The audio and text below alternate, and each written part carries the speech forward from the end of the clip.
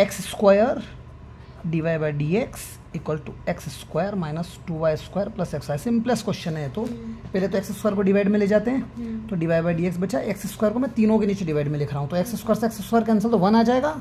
2y square upon में x square आ जाएगा, और इसके नीचे जब एक्स स्क्वायर लिखोगे तो एक एक्स से एक एक्स कटेगा तो वाई बाई एक्स बचेगा। यहाँ देखते से पता पड़ रहा है कि वाई बाई एक्स आ रहा है, इसलिए वाई को वी एक्स ले लेंगे। एक्स जब डिवाइड में आ जाएगा तो वाई बाई एक्स की जगह वी लिख सकते हैं। समझ में आ रही बात? अब पता करना है कि होमोजीनियस है या नहीं, तो वाई की जगह लैम्बडा वाई, एक्स की जगह लैम्बडा एक्स, लैम्बडा से लैम्बडा कट गया। यहाँ पर लैम्बडा का स्क्वायर आएगा दोनों जगह, तो वो भी कट जाएंगे, मतलब लैम्बडा की पावर 0 बची, मतलब होमोजीनियस है। समझ में आ गई बात?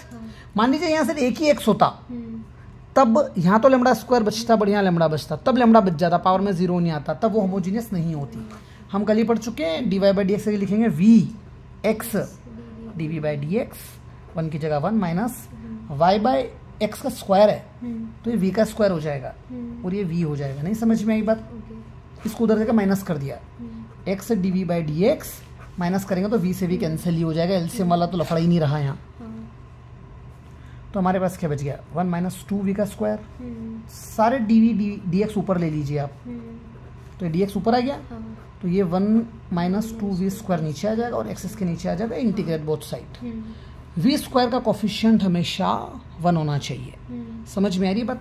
तो यहाँ पर हमें जुगाड़ करना पड़ेगा, हमें इसको 2 से डिवाइड करना पड़ेगा पूरे को, तो दोनों को 2 से डिवाइड किया तो यहाँ 2 मल्टीप्लाई में भी आएगा, जो कि ओवरऑल अपॉन में है। पल्ले पड़ गई पिक्चर? तो मेरा क्वेश्चन ऐसा हो गया, डी वी 1/2 मतलब 1/√2 का स्क्वायर माइनस 2 से 2 गया तो v का स्क्वायर इक्वल्स टू, डायरेक्टली मैं इसको log x लिख लेता हूँ। समझ में आ रही बात? अब ये क्वेश्चन 7.4 एक्सरसाइज जहाँ पर आ रहा था हमारे पास a square minus x square वाला कंसेप्ट है ये, ठीक है? a square minus x square, तो क्या बोलता है? a square minus x square 1/2a log x plus a plus x A minus x, तो ये 1/2 तो बाहर ही था, 1/2a, a मतलब 1/√2 log a प्लस x मतलब v, a minus x equal to में log x, और सभी जगह log आ रहा है तो कांस्टेंट में भी log c लिख दीजिए। नहीं समझ में आई बात? आज ही सिखा अपन ने कि भैया कांस्टेंट में भी log तब लिखना है अपने को।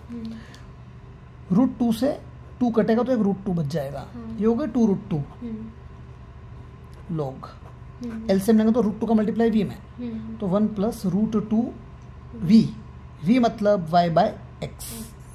समझ में आ रही बात? यहाँ एलसीएम का √2 बचेगा अभी।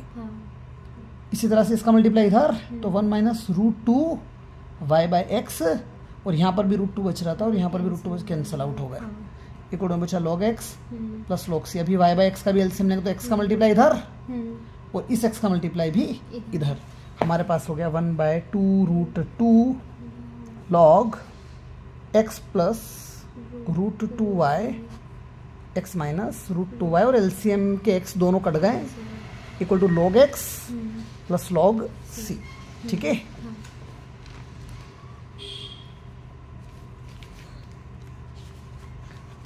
तो बस यहीं पर सॉल्व होके 1/2√2 log x plus √2y x minus √2y log x plus, अब यहाँ पर c की जगह log c ले गया, कोई फर्क नहीं पड़ता। लेकिन अगर ये नहीं होता तब ये दोनों log के x और c कहाँ चले जाते? मल्टीप्लाई में log x c हो जाता। मान लीजिए ये नहीं होता तो ये क्या हो जाता? x इंटू सी, log से log कैंसिल होता, तब वो बचा हुआ आंसर हो जाता। समझ में आगे बात? अभी यहाँ बच रहा है इसलिए सी छोड़ रहा है।